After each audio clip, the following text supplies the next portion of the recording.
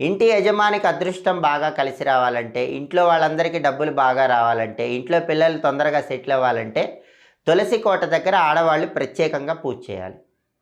ప్రతిరోజు తులసి కోట దగ్గర దీపం పెడితే చాలా మంచిది. కుదరకపోతే ప్రతి శుక్రవారం అయినా తులసి కోట దగ్గర దీపం పెట్టాలి.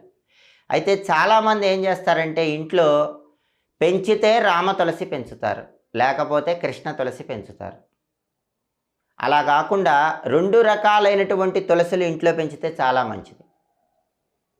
అలాగే కొంతమంది కేవలం కృష్ణ తులసి పెంచుతారు, కొంతమంది కేవలం లక్ష్మీ తులసి పెంచుతారు. అలా కాకుండా 2 రకాలైనటువంటి తులసి ఇంట్లో పెంచితే చాలా మంచిది.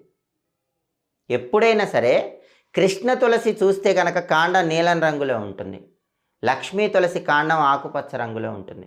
కృష్ణ తులసి ఆకులు కొద్దిగా నల్లగా ఉంటాయి, లక్ష్మీ తులసి ఆకులు ఆకుపచ్చ రంగులో ఉంటాయి. లక్ష్మీ తులసిని